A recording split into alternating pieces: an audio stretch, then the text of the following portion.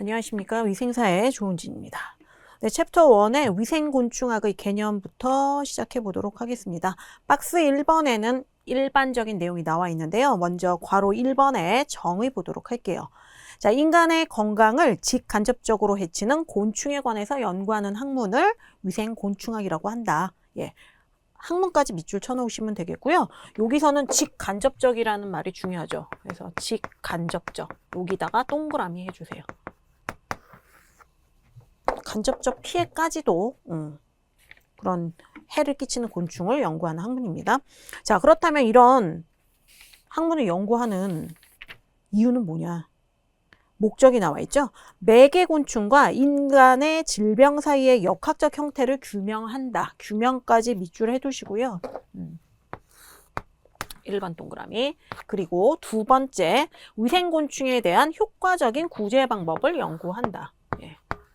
두 번째, 그 다음 그렇게 해서요. 결과적으로는 인류의 보건 향상에 효과적으로 기여하고자 하는 거예요.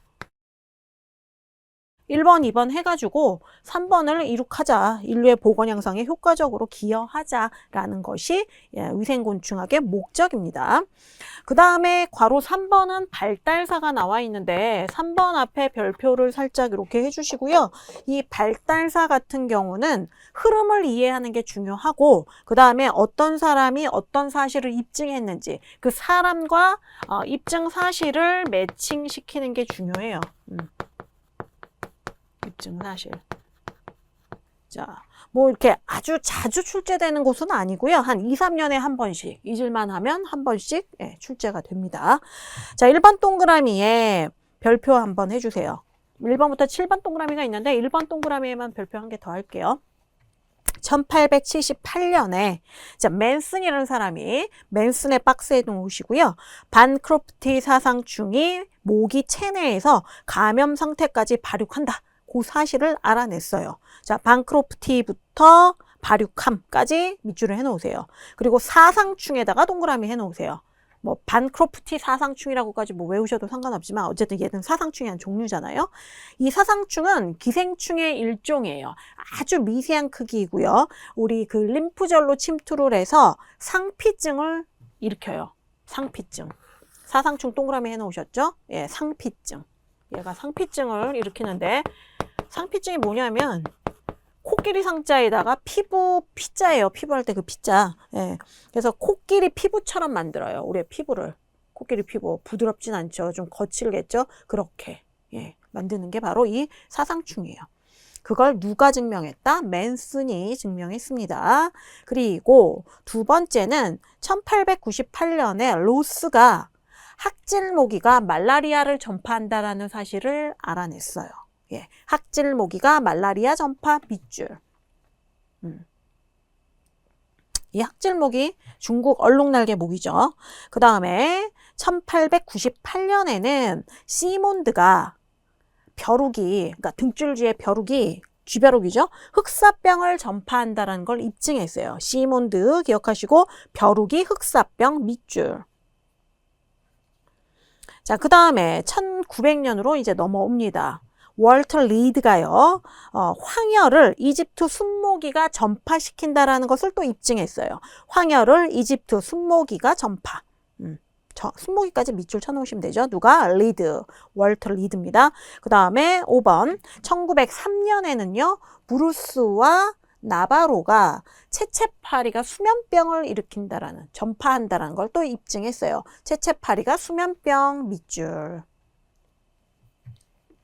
그 다음 1909년에는요. 니콜이 이가 발진 티푸스를 또 전파한다는 걸 알아냈습니다. 이가 발진 티푸스 밑줄 니콜이고요.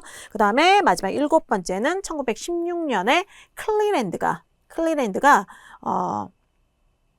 모기가 댕기열을 전파한다는 사실을 입증했습니다. 모기가 댕기열 이렇게 밑줄 해두시면 돼요. 어렵죠? 7개나 되고 사람이 다 우리나라 사람도 아니에요. 외국인이라 이름도 어려운데 누가 뭘 했는지 뭘 입증했는지 그 내용을 기억을 해주셔야 되고요. 박스 2번으로 넘어와서 역할 및 반응을 보도록 하겠습니다. 자, 괄호 1번에 위생곤충의 역할. 네, 질병 매개체죠. 동그라미 1번에 질병의 매개체 밑줄을 해두시고요. 그 다음 두 번째로는 위생곤충에 의한 질병 매개 이렇게 돼 있어요. 2번에 위생곤충에 의한 질병 매개 요걸 괄호를 해주시고 그 뒤에 밑줄 칠게요. 이것들은요 대부분 바이러스성 병원균이에요. 대부분 바이러스 병원균 밑줄. 바이러스 하나 동그라미 해두시고 어떤 종류가 있냐면 말라리아, 황열, 사상충증, 흑사병 이런 것 등이 있습니다. 그 병 종류에도 밑줄 해놓으시고 3번으로 넘어갑니다. 열대와 아열대 지방에서는 절족동물의 매개체 역할이 활발해서 이에 의한 질병을 절족동물 매개성 질병이라고도 부릅니다. 그렇구나. 읽어보시면 되겠고 핵심 OX로 넘어갈게요. 1번 반크로프티 사상충. 사상충 나왔죠? 모기 체내에서 감염 상태까지 발육함을 처음으로 증명한 사람은 누구라고요? 우리 박스까지 쳤죠? 맨슨. 맞습니다. 5. 그 다음 2번에 학진모기가 말라리아를 전파. 밑줄 하나 해두시고 요거 사실을 입증한 사람은 로스입니까? 예, 맞죠? 5. 그 다음에 3번에 벼룩이 흑사병을 전파에다가 밑줄. 이걸 입증한 사람은 시몬드다. 어때요? 다 맞네요. 555 체크해 주시면 되겠고 다음 페이지로 넘어가겠습니다. 자, 그러면 괄호 2번에서 위생곤충에 대한 반응을 한번 볼게요. 자, 우리가 이제 위생곤충에게 어떤 무리의 반응이에요. 예. 알레르기 반응이 일어납니다. 1번 동그라미에 알레르기 반응 밑줄을 해놓으시고 대표적인 예로 뭐 동나방의 독가루 같은 거 있어요. 동나방의 가루. 거기 밑줄 해놓으시고요. 이게 이제 피부에 닿게 되면 알레르기 반응이 일어나요. 그래서 또는 뭐 가루에 의한 항원작용에 의해 가지고 기관지 천식이 발생되기도 하는데 뭐 피해는 민족이라든가 민족에 따라 조금 더 다르고요. 같은 민족이라 할지라도 개인차가 좀 있는 거죠. 감수성이 다르다라는 거 읽어보시면 되겠고요. 그 다음 두 번째 동그라미는 곤충 공포증입니다. 예, 곤충 공포증 밑줄. 자, 중간쯤에요. 심히 혐오하여 병적으로 두려워하는 증세. 뭐 이런 거죠. 저는 벌레는 좋아하는 편이라서 뭐 있는 벌레들도 잘 치우거나 잡기도 하는데 바퀴벌레는 참 싫더라고요. 그래서 공포까지는 아니지만 남성이나 여성이나 뭐 상관없이 아주 극도로 벌레를 두려워하고 싫어하는 분들이 있어요. 그래서 공포증까지도 일으킬 수 있고요. 그 다음 피부염 흔하죠. 땡땡 뒤에 이 벼룩벌레 등에다가 괄호를 해놓으세요. 이런 것들에게 물렸을 때, 예, 물렸을 경우 밑줄 해놓으시고요. 심하게 아프며 가려운 느낌이 들고, 자, 두 번째 줄에 긁으면 상처 부위에 2차 감염이 발생합니다. 밑줄. 그래서 2차 감염 동그라미 하나 해놓으세요. 그래서 피부염을 유발할 수가 있고요. 그 다음에 식품을 오염시키는 거 아주 비일비재하죠. 파리나 쥐나 벼룩 등에다가 또 괄호 해놓으시고 그 뒤에 식품에 이물질을 혼입시켜요. 밑줄. 또는 또 그 뒤에 분뇨, 오물들을 옮겨가지고 불결함을 유발하죠. 그러면 이제 버려야 되잖아요. 그로 인해서 경제적 손실까지도 뒤따라온다. 자, 그 다음은 세 번째 박스에서 곤충의 피해를 다루게 됩니다. 요 파트에서는요, 왼쪽 날개의 출제 경향을 한번 보시면 곤충에다 동그라미 하나 해놓으세요. 곤충의 병원체 감염 방식이 어떠냐, 그런 것들을 하고, 그 다음에 그 매개시키는 질병은 무엇이냐, 질병이 또 동그라미 해놓으세요. 요런 것들에 대해서 주로 묻고 있으니까 그것들을 유념해서 보시면 되겠습니다. 자, 곤충의 피해. 우리 들어가기 전에요. 제목 옆에다가 유형이라고 하나 써놓을게요. 3번 곤충의 피해 옆에 여백이 조금 있어요. 그래서 유형을 크게 한눈에 좀 알아보시면은 직접 피해가 있고요. 간접 피해가 있습니다. 그 다음에 성가심과 귀찮음. 잘 때 목이 앵앵거리면 귓가에서 앵앵거리면 귀찮죠? 예, 그 다음에 혐오와 극도로 싫어하는 거, 그 다음 불쾌감을 줄 수 있죠. 해가지고 이런 것들 뉴슨스라고 하죠. 뉴슨스. 요렇게 써놓으시는 거예요. 자, 이 직접 피해는 기계적 손상을 얘기해요. 기계적 손상. 그 다음에 간접 피해는 이제 질병 전파하는 거예요. 질병 전파. 그 다음에 이제 뉴슨스인 거, 짜증나고 성가시고 그런 것들이죠. 이거 사람마다 좀 달라요. 저는 벌레들을 그래도 막 싫어하는 편은 아니라서 저 같은 경우는 이런 경우가 좀 덜하고 너도 극도로 싫어하는 분 있고 해서 사람마다 상당히 주관적입니다. 나방파리라든가 뭐 노린재, 귀뚜라미, 그리마, 막 발 여러 개 있는 거 있죠. 그 다음에 깔따구 이런 것들이 이 뉴센스에 포함이 되는 거죠. 그래서 이렇게 크게 세 가지로 나눌 수가 있구나 라고 보시면 되고요. 그 괄호 1번이 직접 피해입니다. 기계적 손상을 받는 거예요. 물리는 거죠. 예. 기계적 외상이 1번에 나와 있죠. 1번 동그라미에 기계적 외상에다가 밑줄. 자, 이건 뭐냐? 절지동물이 흡혈할 때 피부를 뚫고 들어가 생긴 상처를 말한다. 예, 그렇게 되면 2차 감염 일어날 수 있어요. 자, 2번 동그라미가 2차 감염입니다. 자, 물린 상처에 균이 들어가 염증을 일으키는 경우 발생에다가 밑줄. 그리고요. 인체 기생하는 경우도 있어요. 끔찍하죠? 3번 동그라미 인체 기생인데요. 기억에 파리 유충 동그라미 해놓으세요. 파리 유충 동그라미 해놓으시고 그 뒤에 위나 피부의 기생에다가 밑줄. 네, 그래가지고요. 구더기증을 유발합니다. 뒤에 구더기증 유발 밑줄. 그 다음 니은에 옴진드기라든가 모낭진드기, 뭐 모래벼룩 등에다가 괄호를 해놓으세요. 그 종류에다가. 모래벼룩 등 이런 것들은요. 역시 또 피부에 기생하며 피부에 기생 밑줄을 해놓으시고요. 그 뒤에 끊어서 옴이라든가 구진, 농포 이런 피부병의 원인이 되기도 한다. 원인까지 밑줄을 쫙 해놓으시면 돼요. 뭐 이런 거 들어보셨죠? 재수 옴부터다 그러는데 그 옴에 한번 걸리면 엄청 가렵대요. 상상을 초월할 정도로 그렇다라는 거 아시면 되고 구진은 뭐냐 하면요. 고름이 없어요. 그 안에 고름이 없고 5mm 이하로 아주 작고 딱딱한 덩어리를 구진이라고 하고요. 또 농포는 화농으로 인한 발진을 농포라고 해요. 이런 것들과 같은 이런 등등의 이제 피부병의 원인이 되는 거고 그 다음에 4번 동그라미는 독성물질 주입입니다. 자, 동나방 밑줄 하나 해놓으세요. 이 동나방의 동모가 피부에 접촉했을 때 독성물질이 주입되는 거거든요. 그 뒤에 독성물질이 주입 밑줄 해놓으시고 두 번째 줄에 밑줄 그을게요. 그래서 독성물질 주입되면 여러 가지 증상이 나타나겠죠. 그리고 이러한 독성물질을 주입시킬 수 있는 곤충들이 동나방뿐만 아니라 진해라든가 벌, 뭐 전갈, 독거미 이런 것들이 있어요. 그 얘도 밑줄 하나 해두시고 5번째 알레르기성 질환도 직접 피해 들어갑니다.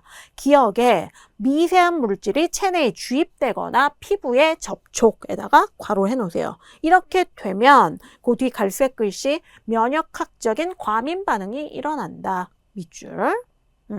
대표적인 거 진먼지 진드기 있죠. 자, 니은에 진먼지 진드기. 근데 그것뿐만 아니라 바퀴도 유발할 수 있고요. 깔따구 같은 경우는 뉴슨스지만 알레르기를 일으킬 수 있어요. 자, 깔따구까지 밑줄 해놓으시면 되겠고 얘네들이 뭐 아토피성 피부염이라든가 그 기관지 천식과 같은 것들을 유발하게 되는 거죠. 그 진먼지 진드기, 바퀴, 깔따구 밑줄 해놓으시고 아토피성 피부염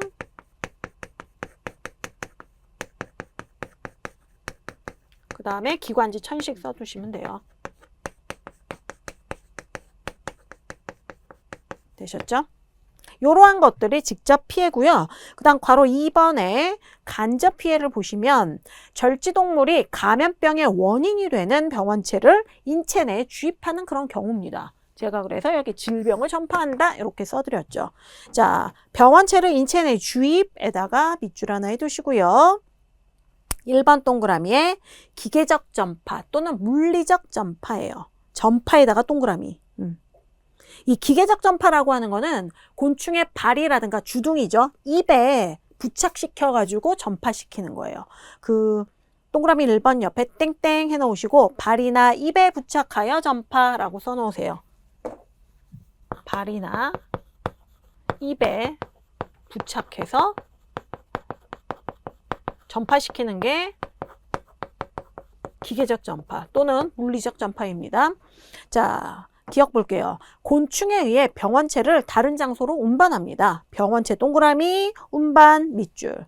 그 다음 니은에 곤충의 체내에서 그 뒤에 밑줄 칠게요. 증식이나 발육을 하지 않는 병원체, 밑줄. 그 다음 이러한 위생곤충은 지파리라든가 가주성 바퀴 이런 것들이 있어요. 가주성 바퀴라고 하는 거는 가주성의 뜻이 집에서만 서식한다라는 의미예요. 집 안에서 살고 있는 바퀴, 그 뜻입니다. 자, 어떤 질병이 있을까요? 땡땡 뒤에 소화기 질환, 뭐 장티푸스라든가 이질, 콜레라 이런 것 등이 있고요. 살모넬라증, 결핵과 같은 것들도 포함이 되어 있습니다. 질병 내용에 밑줄을 쫙 쳐두시면 돼요. 이게 기계적 전파 또는 물리적 전파고요. 그 다음 오른쪽 페이지로 넘어오시면 생물학적 전파가 있습니다. 생물학적 전파가 2번 동그라미인데요. 그 앞에다가 별표를 하나 해주세요. 생물학적 전파 방법이 좀 중요해요. 물리적 전파는 발이나 입에 부착해서 그냥 옮겨가는 거라 그랬어요. 자, 생물학적 전파는 어떠냐? 땡땡 뒤에 곤충 체내에서 발육이나 증식을 하는 거예요. 아까 물리적 전파에서는 증식이나 발육을 하지 않는다라고 말씀드렸잖아요. 얘는 증식이나 발육을 해요. 자, 증식까지 밑줄 해놓으시고 발육 동그라미, 증식 동그라미. 예, 그리고 끊어서 그 뒤에 생물학적 변화로 인체에 감염시킨다. 네, 그 부분 밑줄 해놓으시고 기역, 니은, 디귿, 리을, 미음까지 5개의 유형이 있어요. 너무 이상하게 그렸죠? 5개 있습니다. 첫 번째 증식형이에요. 증식은 수가 막 늘어나는 거잖아요. 첫 번째 점에 수적으로 증식한 후 전파되는 거다. 누가요? 병원체가 그렇다는 거예요. 수적으로 증식한 후 전파 밑줄. 이런 양상을 띠는 것들은 흑사병이 있고요. 흑사병 패스트 밑줄. 이거 누가 전파해요? 벼룩. 쥐벼룩이죠? 벼룩. 밑줄 해놓으시고 벼룩이라고 써놓으시고요. 끊어서 발젠티푸스는요. 이예요. 이렇게 써가면서 외우세요. 이. 그 다음 발진열은 벼룩.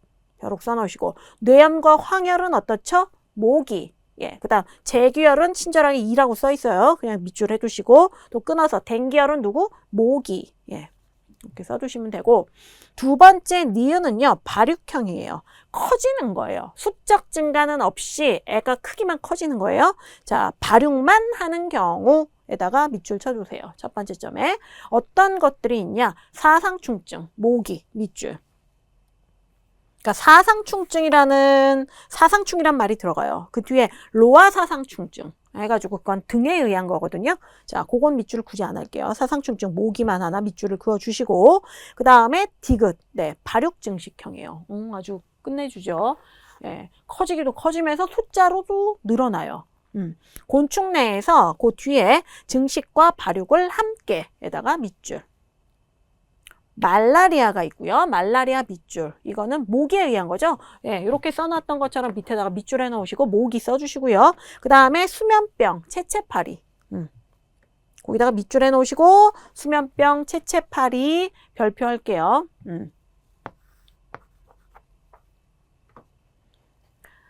자, 이 채채파리에 의한 아프리카 수면병이잖아요. 이게 요거는 생식 방법이 어떠냐면 알을 낳은 후 암컷 자궁 내에서 부화가 돼가지고 얘가 애벌레가 돼요. 그런 특징이 있어요. 자, 요 밑줄 친 데에 쫙 빼가지고 오른쪽에 이렇게 여백이 있잖아요. 생식 방법이 어떠냐?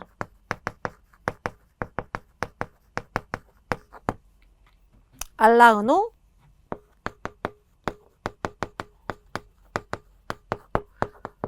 자궁 내에서 부화. 그러니까 알이 자궁 내에서, 암컷의 자궁 내에서 부화가 돼요. 그리고 이제 수면병이 두 종류잖아요. 지금 저희가 채채파리에 의한 아프리카 수면병이 있고 아메리카 수면병이 있는데 이 아메리카 수면병은 다른 표현으로 샤가스병이라고 하고요. 이거 같은 병을 이르는 명칭이고 그 트리아토민 노린제, 흡혈하는 그 노린제에 의해서 걸리는 거죠. 그래서 그거 두 개를 좀 대비해서 기억을 해주시고요. 그 다음 리을의 경란형입니다. 여기서 라는 알 의미하는 거예요. 자, 병원체 일부가 난소 알 내에서 증식해요. 자, 난소 알 내에서 증식 밑줄. 그러면 그 감염된 알에서 부화해가지고 그럼 태어난 애는 자동으로 감염이 되어 있는 상태잖아요. 그렇게 자동 감염이 일어나요. 다음 세대로 자동 감염 밑줄 해주시고요. 이러한 형태를 띠는 건 진드기 매개 감염병들이 여기에 포함이 되고요. 그러니까 여기 있는 것들은 전부 다 진드기하고 연관이 있어요. 그래서 진드기가 위생곤충으로서도 또 중요한 역할을 하죠. 자, 중간에 있는 양층병, 이거 다른 표현으로는 찌찌가무시병이라고 해요. 그러니까 찌찌가무시병이나 양충병이나 같은 병을 의미한다는 거 아셔야 되고, 로키산 홍반열까지 밑줄 쫙 치겠습니다. 그리고 쳐 두신 다음에 거기다가 진드기라고 써 놓으셔야 돼요. 진드기. 자, 그 다음에 마지막 미음은 배설형이에요. 곤충의 배설물에 의한 전파입니다. 말 그대로 발진티푸스라든가 발진열, 페스트가 이런 식으로도 전파될 수 있어요. 예. 괄호 3번 보시면은 이제 중간 숙주가 나와 있습니다. 중간 숙주. 자, 1번 동그라미에 개벼룩에다가 박스를 해 놓으세요. 개벼룩.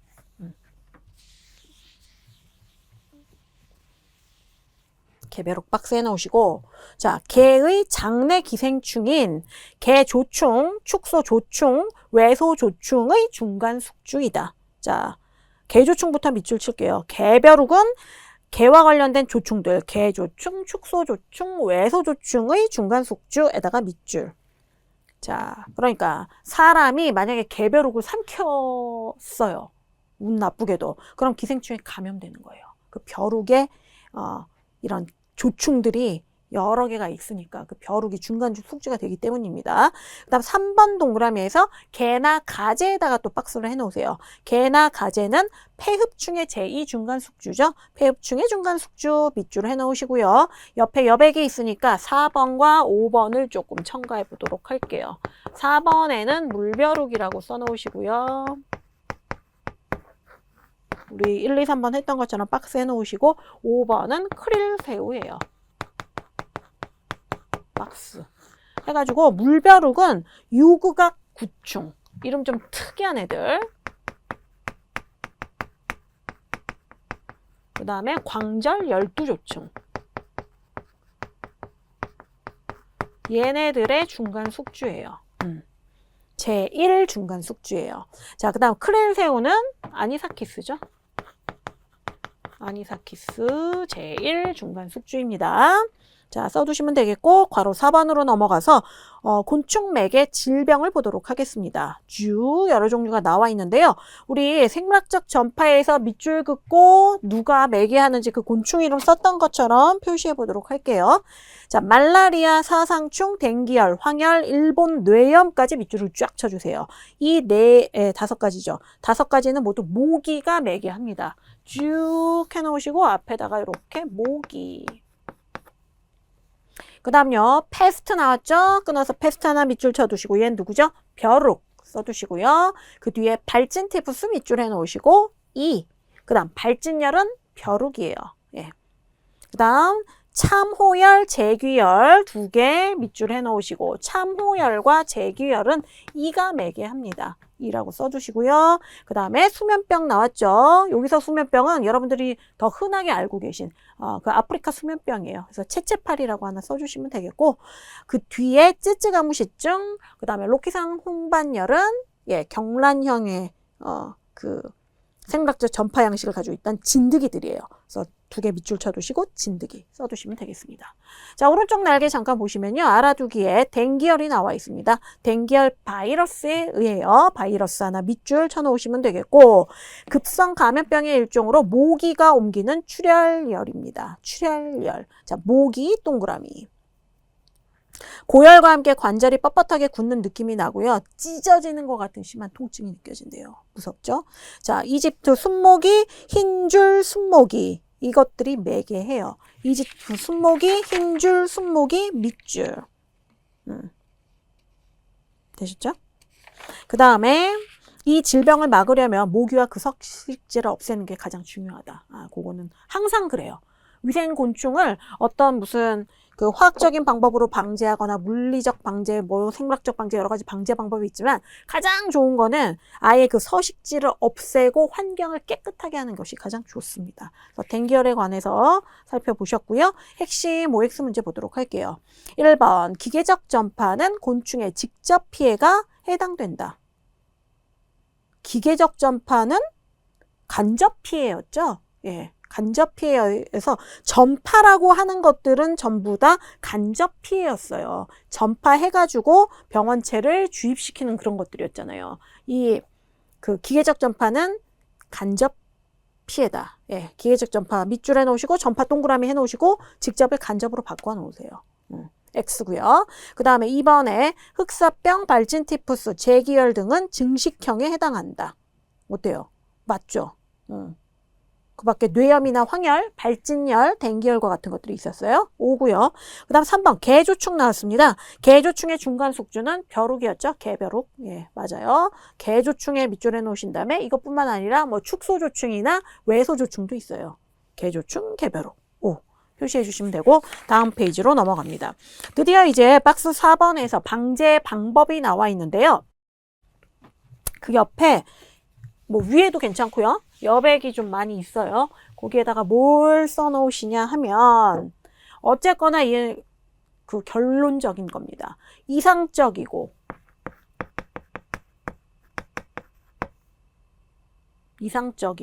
예, 영구적이고 완벽한 이러한 방제 방법은 뭘까요? 예, 환경 정비예요. 이런 방법은 환경 정비다. 제가 좀 전에 말씀드렸죠. 댕기열 하면서 환경 정비. 이게 가장 좋은 거예요. 서식처 없애고 주변 환경을 위생적으로 관리하는 거. 이게 이상적이면서 영구적이고 완벽한 방법이 뭐냐고 물으면 꼭 요걸 찾아내셔야 돼요. 자, 괄호 1번에 방제의 의의를 보도록 하겠습니다. 해충 피해를 방지하기 위해서 그 뒤에 밑줄 칠게요. 국민보건상의 문제를 유발하지 않는 수준으로 개체수를 관리하는 것을 의미한다. 의미까지 밑줄 해주시면 되겠고요. 해충 구제 뭐 또는 앞에 해충 빼고서 구제 뭐 구서 이렇게 해요. 구서는 쥐 잡는 거죠. 그 다음 방제 방법에는요. 물리적 방법이 있고 물리적 동그라미, 화학적 방법이 있고 화학적 동그라미, 생물학적 방법이 있고 생물학적 동그라미 그리고 이런 것들을 다 뭉뚱그려서 이것저것 다 섞어서 사용하는 통합적 방법이 있습니다. 통합적 동그라미 해두시면 돼요. 자, 그러면 괄호 2번에 물리적 방법 보도록 하겠습니다. 1번 동그라미에 환경관리 나왔죠? 예, 환경관리 박스에 놓으시고 이것은 매개종의 번식을 예방하거나 최소화하는 거예요. 최소화까지 밑줄 해두시고요. 그리고 사람과 매개종과의 병원체 간의 접촉을 감소. 그것만 밑줄 칠게요. 이렇게 하기 위해서 환경 요인 또는 환경을 위생적으로 변경하는 방법이다. 방법까지 밑줄 쳐주시면 돼요. 이런 환경 관리는 저는 뭐 정비라고 썼잖아요. 관리나 정비 다 좋습니다. 요거는 기억에 나와 있죠. 매개종의 발생을 제거 및 감소시킨다는 그 점에서 그 뒤에 밑줄 칠게요. 가장 이상적이고 항구적인 방제 방법입니다. 가장 이상적이고 항구적인 방법. 조그만 별표해 놓으시고 이상적, 항구적. 뭐 영구적하고 같은 거예요. 항구적은. 자, 그 다음 니은에 물리적 변경이라는 게 나와 있습니다. 매개종의 서식처를 제거하거나 발생에 불리한 여건을 조성하는 것을 물리적 변경이라고 해요. 일단 물리적 변경, 그 의미를 좀 잘 기억해 놓으세요. 서식처를 제거하거나 발생에 불리한 여건 조성 밑줄 쳐 놓으시고 그 다음 2번에 환경위생의 개선의 목표. 의자가 너무 많이 들어갔어요. 환경위생 개선의 목표 뭐 하는 게 좋죠? 박스에 놓으시고요. 그 뒤에 밑줄 칠게요. 사람과 매개종과 병원체의 접촉 빈도를 낮춰. 방제 효과를 높이는 거예요. 낮춰까지 밑줄. 그러면 방제 효과가 높아지는 거죠. 그 다음에 기억에 청결 나왔어요. 깨끗하면 해충이 서식하거나 번식하기에 불리하죠. 걔네들은 좀 더러운 환경을 좋아하니까. 그 다음 쓰레기 처리도 잘 해야 된다. 뚜껑을 잘 덮어야 되고 매주 1회 정기적으로 수거, 특히 음식물 쓰레기를 주의해야 된다. 그런 내용들이고요. 그 다음 3번 동그라미에서 트랩 박스에 놓겠습니다. 그 뒤에 트랩은 쥐덕 같은 거 생각하시면 가장 확 마음에 와닿는데요. 종류나 설치 방법에 따라 효과가 달라질 수 있다. 에다가 밑줄 쳐놓으시고 기억에 한정된 공간 내에 곤충 또는 쥐의 방제에 사용돼요. 방제까지 밑줄 해두신 다음에 곤충 동그라미, 쥐 동그라미 각각 해두시고요. 이거는 수동적인 방제 방법이에요. 자, 수동적인 방제 방법 밑줄. 방제 대상이 높은 번식력으로 아주 효과가 크진 않습니다. 그런 내용까지 기억을 해주시면 되겠고, 자, 알아두기 위해서 물리적 변경의 예가 나와 있죠. 물리적 변경 뭐라 그랬죠? 서식처를 제거하거나 환경을 번식에 불리하게 여건을 조성하는 거죠. 자, 저지대를 매립하고 배수를 원활하게 해서 물이 고이지 않게 하는 거예요. 침수 지역을 개선하고 물의 유속을 증대시키거나 관계수로의 개선, 하수도의 준설, 잡풀 제거 이런 것들입니다. 그리고 환경 위생 개선의 예는 청결. 그러니까 요 세 개를 구분을 좀 해두셔야 돼요. 물리적 변경하고 환경 위생하고요. 청결, 쓰레기 처리, 방충망, 그 퇴비장 개선, 모기장 이런 것들이 있고 그 다음에 트랩에 예 해가지고 끈끈이 줄, 쥐틀, 파리통, 바퀴트랩 이런 거 다들 아실 텐데 유문등하고 살충등만 좀 설명을 드릴게요. 유문등은 벌레를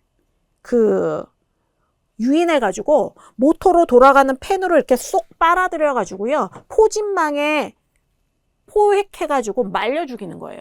가끔 가다 보면은 저기 여름철에 그 텔레비전에서 광고하더라고요. 이거 유문등에 관련된 거, 집에서 사용할 수 있는 조그만 유문등 이런 것들 광고에서 판매하고 있습니다. 그런 거예요.